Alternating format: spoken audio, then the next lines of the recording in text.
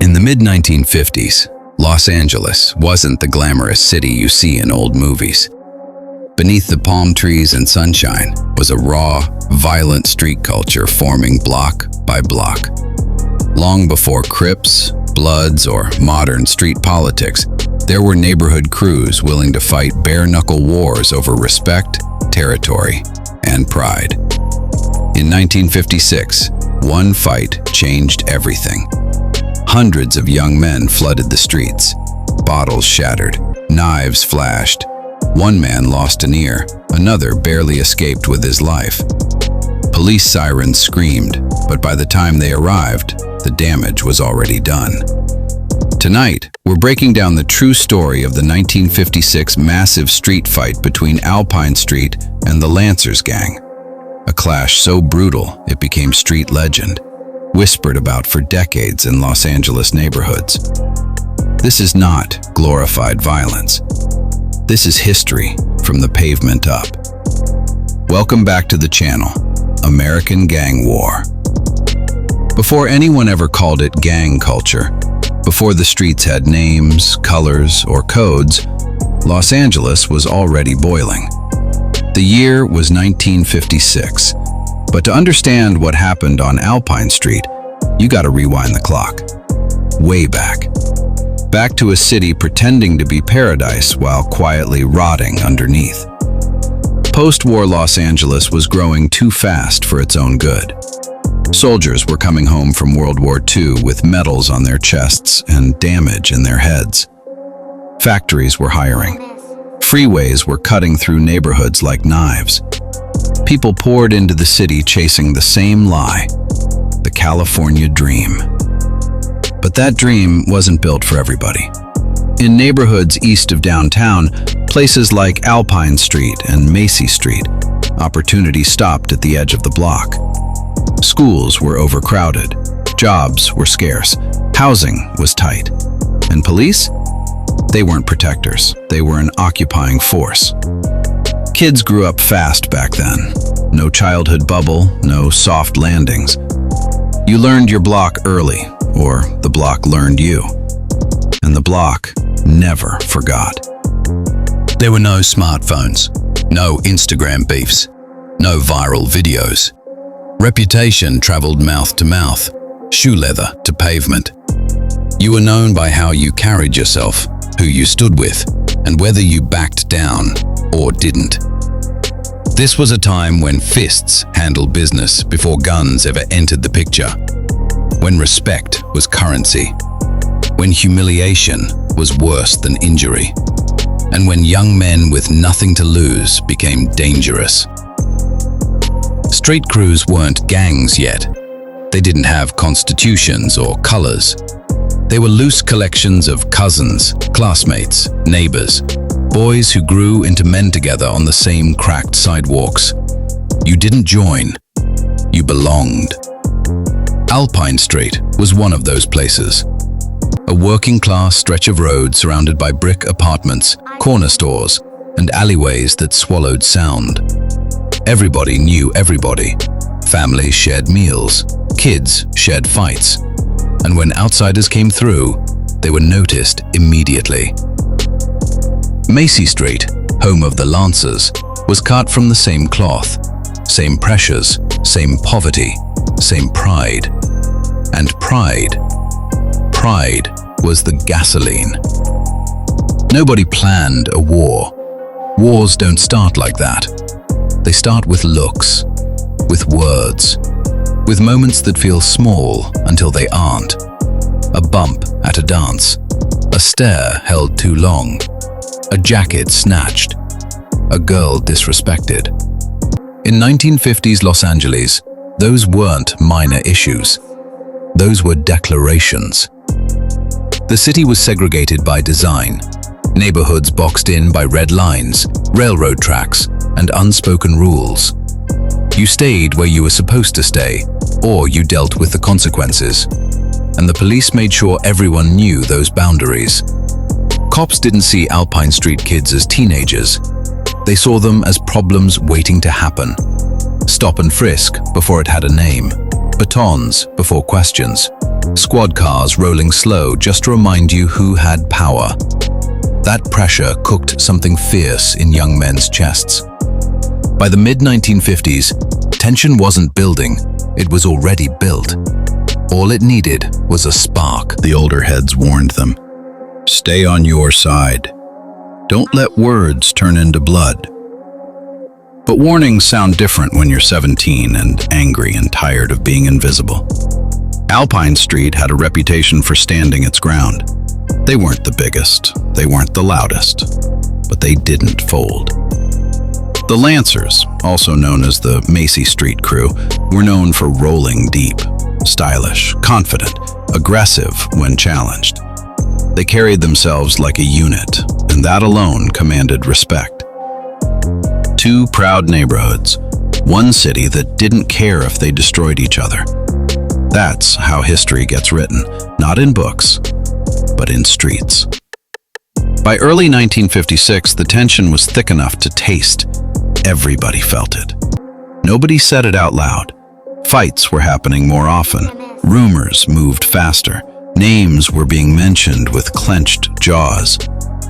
And then came the night when restraint finally snapped. But before fists flew, before blood hit concrete, you need to understand who these crews really were. Because this wasn't chaos. This was collision. Alpine Street wasn't famous.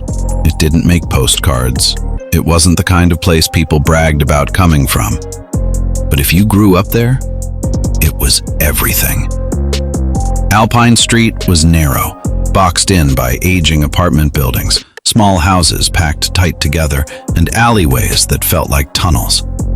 The kind of street where sound traveled, where a slammed door, a shout, or a siren echoed longer than it should have. This was a neighborhood that raised its kids collectively. Everybody knew whose son you were, who your uncle was, who your people were. And if you embarrassed your block, it didn't just fall on you.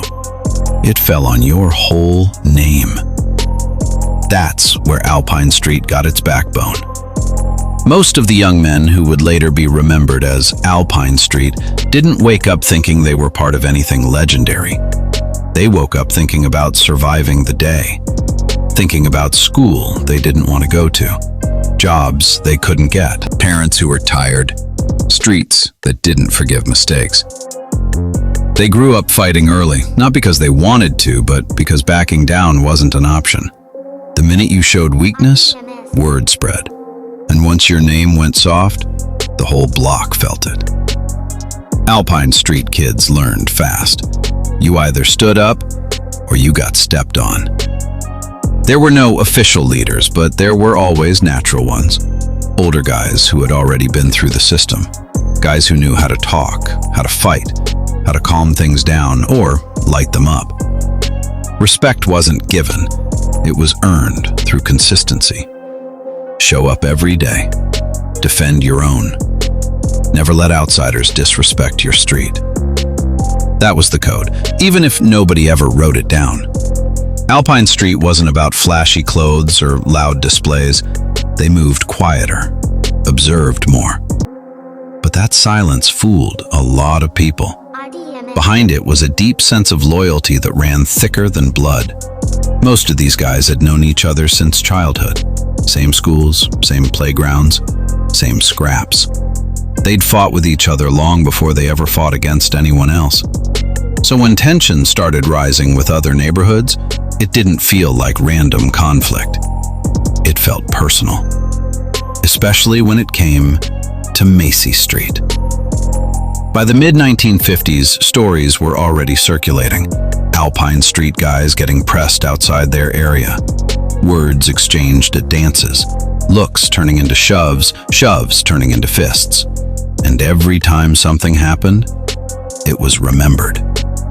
There was no statute of limitations on disrespect. A jacket taken 2 months ago? Still fresh.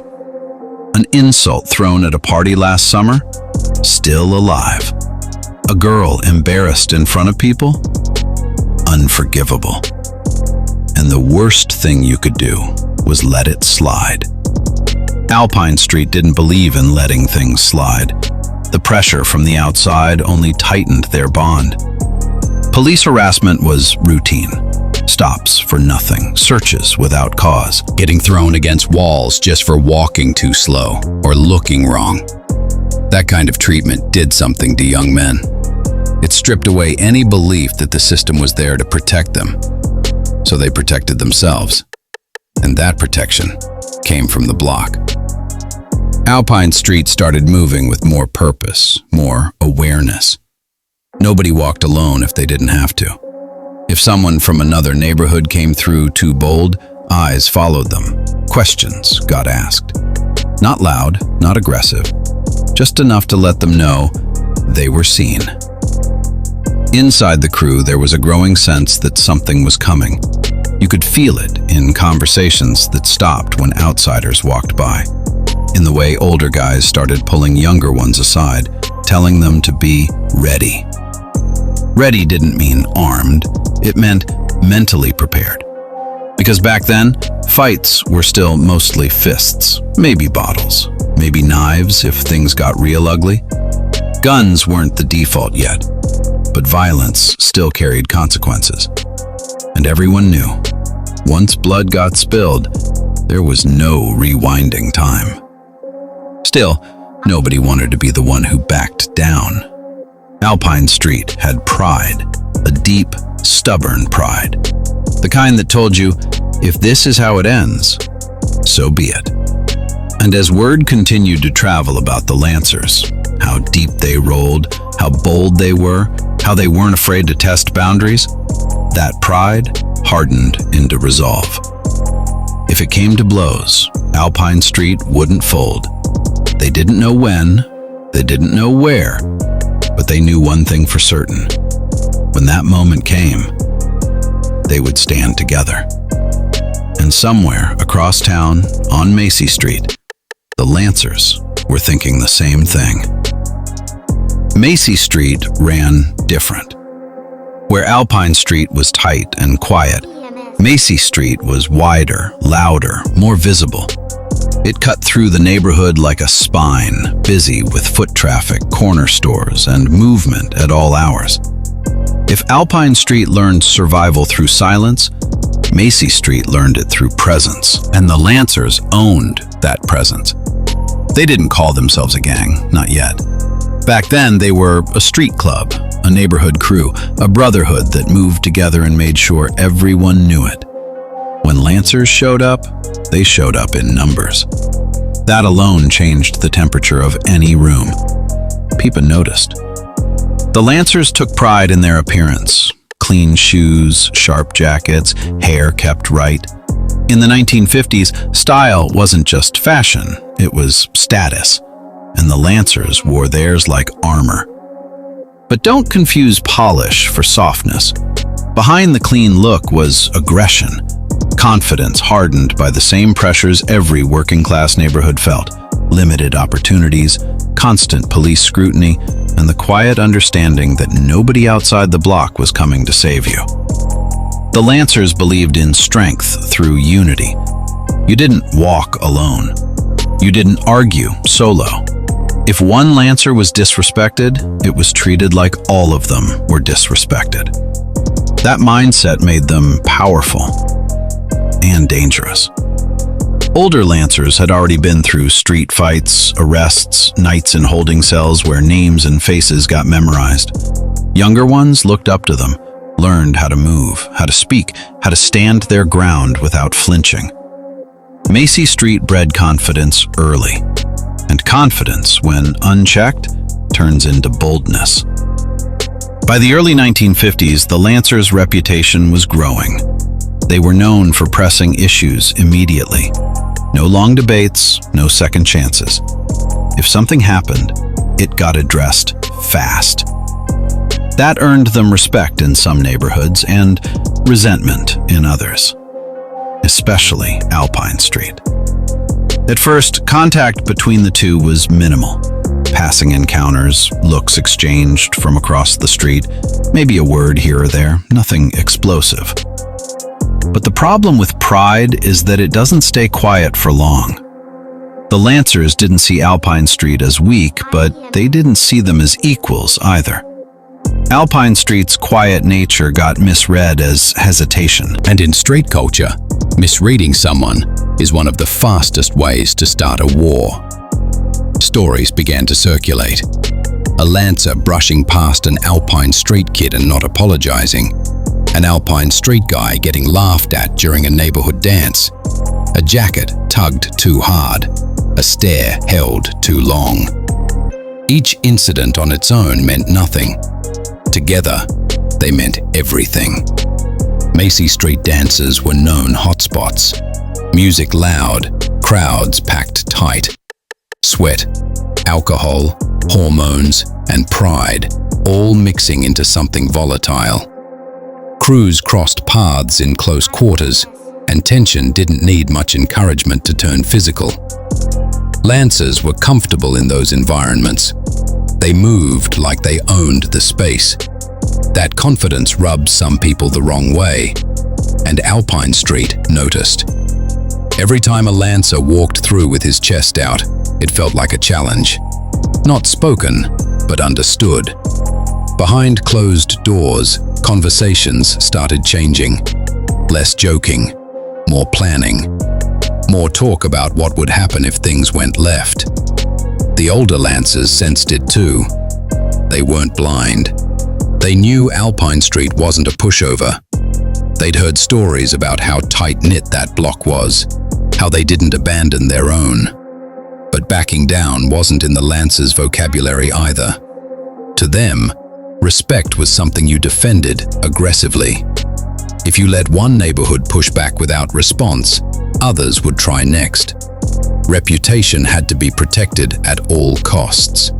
And so the mindset hardened on both sides. No sit-downs, no mediators, no adults stepping in. Just young men, full of pride, carrying the weight of their blocks on their shoulders. By 1956, the city was a pressure cooker. Alpine Street stood firm, quiet, but ready. Macy Street moved bold, confident, unafraid. Two crews, same city, same frustrations. All it took was one moment, one night, where neither side was willing to walk away. And that night was coming fast. By the time 1956 rolled around, The problem wasn't whether something would happen. It was when. Tension doesn't always announce itself loudly. Sometimes it creeps in quietly, settles into everyday moments, and waits. That's what was happening between Alpine Street and the Lancers. No official declaration, no planned showdown, just a series of moments stacking up, each one heavier than the last. Every encounter felt loaded. A look across the street wasn't just a look anymore. It was a test. A laugh wasn't humor, it was mockery. Silence wasn't peace, it was restraint running out. People in nearby neighborhoods felt it. Older residents noticed the change in body language.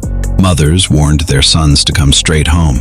Shop owners kept a closer eye on their doors at night. Something was off. Dances and social gatherings became danger zones. What used to be places for music and escape turned into arenas where pride got measured in inches.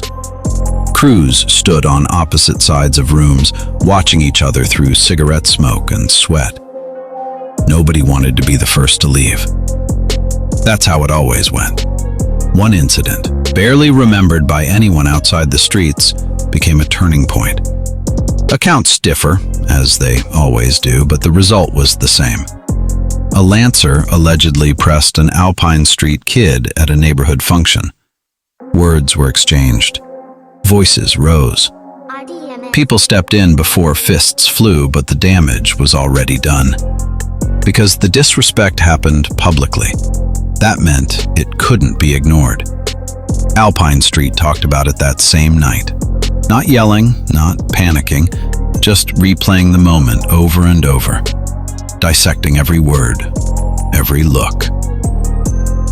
On Macy Street, The Lancers told a different version of the story, one where they didn't back down, one where Alpine Street didn't deserve any special treatment. Both sides felt justified. And that's when the street calendar started counting down, even if nobody knew the date. More encounters followed, smaller, sharper. A shove outside a liquor store. A heated exchange near a bus stop. Someone getting followed a little too far before disappearing into a crowd. Each time, cooler heads barely kept things from exploding. Barely. The thing about pride is that it builds interest. Every unresolved incident adds weight. By spring of 1956, that weight was crushing. Alpine Street felt watched, tested, disrespected in ways that piled up fast. The younger ones were restless, itching to prove themselves. The older ones knew once it started, it wouldn't stop easily. The Lancers, on the other hand, felt challenged. To them, Alpine Street's refusal to submit was a problem that needed to be handled decisively. You couldn't let another neighborhood think they could push back without consequences. So, both sides prepared, not with plans written down, but with mindsets locked in. Word traveled fast back then, faster than people realize. A cousin heard something from a friend, a guy overheard a conversation at a barbershop. Somebody's sister mentioned something she wasn't supposed to. Soon, everyone knew. Something big was coming. And then came the night. The night nobody could later agree on every detail, but everyone remembered the result. It started like any other evening. People moving through the streets, music drifting from open windows, laughter mixing with tension. A normal night, until it wasn't. Some say it was a chance meeting. Others say it was inevitable. Alpine Street and Lancers crossed paths, too many on both sides to ignore each other. No apology was offered. No one stepped aside. Words were exchanged, not shouted, spoken low and sharp, the kind meant only for the people standing close enough to hear them. And then, someone stepped forward. That step mattered more than anything else. Because once distance disappeared, there was no backing out without losing face. And losing face was worse than losing a fight. The first punch didn't sound loud, but it echoed. That's the thing about violence. The beginning is always quieter than people expect. A fist connected, a body stumbled, someone yelled, and just like that, restraint vanished. What followed wasn't a fair fight. It wasn't controlled. It wasn't organized. It was release. Men rushed in from both sides, friends pulling friends forward instead of back, bottles grabbed from the ground. Anything within reach became a weapon. The street filled with movement, too much to track. Shouts layered over each other, pain mixed with adrenaline, blood spotted the concrete. This wasn't a scuffle anymore. This was a street war, and it was only getting started. Once the first punch landed, the street stopped being a street. It became a battleground. There was no signal, no command, no countdown, just bodies moving toward each other like magnets snapping together. Alpine Street and the Lancers collided in a way neither side could fully control once it started. Fists flew first, heavy, wild, desperate. Years of frustration poured into every swing. Knuckles cracked against jaws. Someone went down hard, the sound of his head hitting pavement swallowed by shouting. People screamed names. Some tried pulling friends back, but most were pushing forward. Adrenaline erased fear. Pain didn't register yet. That came later. Bottles shattered next, glass exploding against brick walls, sending shards into the air. A broken bottle turned into a blade in seconds. Someone yelled when blood started running down their arm. Another guy slipped and barely caught himself before getting trampled. The crowd grew fast, too fast. Neighbors poured out of buildings. Some watched in horror. Others shouted warnings. A few tried to intervene and were shoved aside. This wasn't their fight, and everyone knew it. The street felt alive, vibrating with chaos. Somewhere in the middle of it all, the fight crossed a line it couldn't uncross. A blade came out. Accounts would differ forever after. Who had it first? Who swung first? But everyone agreed on the result. A man went down screaming, clutching the side of his head. Blood poured between his fingers. Part of his ear had been severed and lay somewhere on the street. That image burned itself into memory. Suddenly, this wasn't about pride anymore. It was about survival. Fear spread just as fast as violence. Some backed away, realizing how far things had gone. Others, already committed, fought harder, desperate to end it before it ended them. Police sirens finally cut through the noise. That sound changed everything. Some scattered immediately, disappearing into alleys and doorways they'd known their whole lives. Others didn't move fast enough. The LAPD arrived to a scene they weren't prepared for. Injured men everywhere, blood on the pavement, broken glass crunching under boots. Batons swung, orders were shouted. Anyone still standing got pushed to the ground. Handcuffs clicked around wrists, slick with sweat and blood. The street went quiet in pieces, not all at once. Ambulances followed. The wounded were loaded up, some still arguing, some silent, some staring at nothing. Hospitals filled with young men who, just hours earlier, had been walking free. And then came the rumors. Stories spread faster than facts ever could. The ear, the number of people involved, who won, who lost, who ran, who didn't. In the days that followed, the city reacted. Parents pulled their kids closer. Police increased patrols. Community leaders talked about youth violence without ever addressing the reasons behind it. Alpine Street felt the weight of it immediately. Some members were arrested. Others were questioned. All of them were marked now. The neighborhood felt different, heavier, quieter, like it was holding its breath. Macy Street felt it too. The Lancers had proved they wouldn't back down, but at a cost.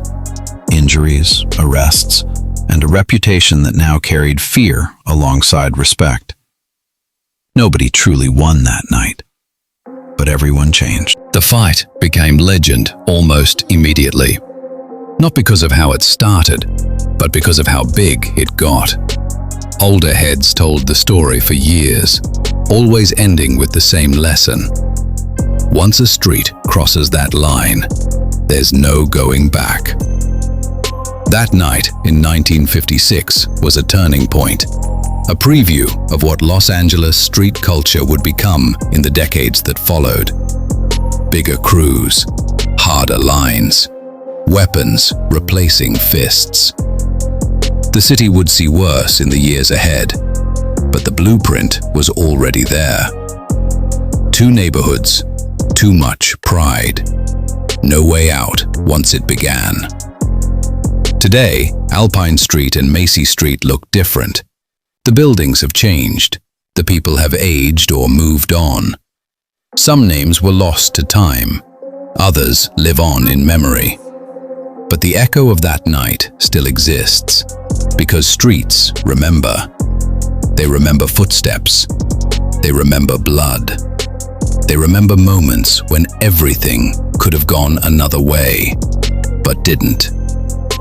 This story isn't about glorifying violence. It's about understanding how it starts, how fast it spreads, and how long it lasts after the noise fades. Because long after the sirens stop, long after the streets get washed clean, the consequences remain.